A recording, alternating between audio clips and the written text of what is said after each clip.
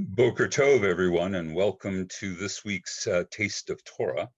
Our Torah portion for this week is the portion called Mikeitz, and we have entered into the story of Joseph, and we are deeply immersed in the land of Egypt. So what we're going to be looking at today is the question of trust. Who can you trust? So the story presents us with that question almost immediately and raises a number of questions of its own. So let's begin with the text itself. Pharaoh has summoned Joseph from prison, and because he has heard that Joseph is a oneromancer, that he can interpret a dream. Pharaoh has a dream which for us, the reader, seems self-evident and pretty easy to interpret, but apparently all the wise men of Egypt and the astronomers and the astrologers and the wizards couldn't figure it out. But good things were reported about this Hebrew in prison, Joseph. So he is summoned. He listens to the dream. He is humble. He says, this interpretation is a power given by God. It's not mine. And then he makes observations about the meaning, but then he does something beyond that. He proposes a solution. So let's read from the text from a little bit. The advice seemed good to Pharaoh and his officials, and the Pharaoh said to his officials, "Is there anyone like this to be found, a man with the spirit of divinity in him?" Pharaoh then said to Joseph, "Since divinity has made all this known to you, there is no one as discerning and wise as you. You shall be in charge of my household, and all my people shall obey your work. Only I, the throne, shall be greater than you." Now, this is an extraordinary turnabout, practically miraculous. By the way, I do, in my translation, I translate the phrase Elohim, which could mean God, as divinity, because it's not clear to me that Pharaoh believes in the God of Israel, but the word Elohim can mean one God, but it can also mean divinity. So I'm just going to take it prima facie that Pharaoh simply recognizes that there's some kind of godly spirit operating, whatever God that happens to be in his mind. All right. So the Torah portion is about people establishing or reestablishing relationships and establishing or reestablishing trust. Who can you trust? This is still a question for us today because we have gone through a long period of distrust. We are full of distrust of institutions, of leaders and individuals. We argue over what is reliable information in the media. And so is there any way, does the Torah portion do us any assistance in understanding how to trust and who to trust? All right, so Joseph's taken out of prison to interpret Pharaoh's dream, and almost immediately he gets elevated to this extraordinary status. This seems logic defying to us. Who among us would take a convict or an ex-convict and immediately turn around and give them such extraordinary authority? It's such a ridiculous turnaround. It seems very improbable. But I think Pharaoh sees something very important in Joseph that he hasn't seen in anybody else.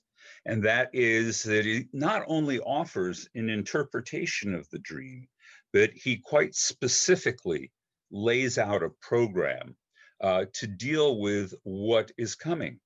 He sees the future and he looks for a way to mitigate it. And that, I think, is the key to turning Pharaoh's mind to trust, because he has seen that this man is not just a visionary, he is a visionary. He's not just a dream interpreter, he's a visionary. And maybe also he looked a little bit into Joseph's background, knew that he was once the foreman of Potiphar's estate, and that he was in fact already a gifted administrator. So while it's not said in the text, we might assume that he actually has some sense of Joseph's capabilities. Maybe he also has some suspicion that the official story of why he's in prison may not be the total story. So, what can we do? We have to trust some things and distrust others. However, Pharaoh seems to make good choices based on what he sees about this individual and what he's capable of. So a seasoned administrator brought into power suddenly may in fact be just what Egypt needs. And that's pretty much how it plays out. All right. Now, there's also the question of restoring trust, and that's also an issue for us. We have been so distrustful of the last years about who is telling the truth and what we can know and what we can rely on, that we want to look at the question of how can we restore trust.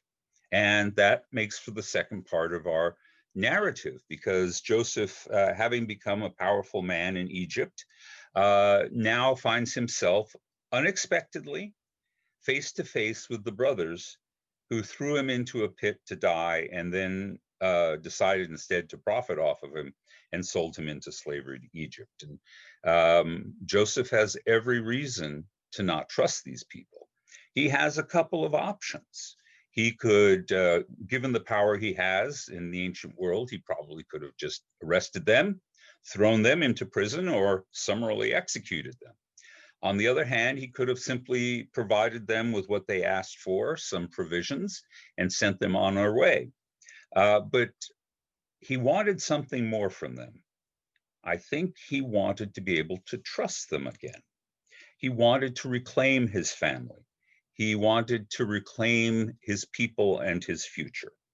So Joseph, now in the guise of an Egyptian, probably a very attractive man with a shaved face and wearing a cotton diaper, and unrecognizable to his Asian shepherd siblings, puts them through a series of tests. Now, in some ways, we look at this from our perspective, and we see it feels like he's sort of tormenting them a bit. Maybe he is. I wouldn't be surprised if there's some residual anger over what he's gone through. Do we instantly shed our anger and frustration at people even when we want to reconcile? So, any case, what he does is he tests them. And as it turns out, they make elaborate efforts to fulfill the test, which culminates in the moment when Judah, the fourth brother, offers to sacrifice himself in order to retrieve Benjamin, the younger brother. They promised they would bring Benjamin back to their father. Joseph has seized him as a hostage, and Judah puts his own life on the line in order to fulfill his promise to his father. This apparently is enough for Joseph, for him to feel like these are people he can trust once again. He bursts into tears. He shouts, "I am Joseph, your brother," to the dumbfounded gathering of his family. And suddenly the family is reconciled and reunited. So it is possible for us to regain trust in the people, the institutions, the leaders that have failed us in the past.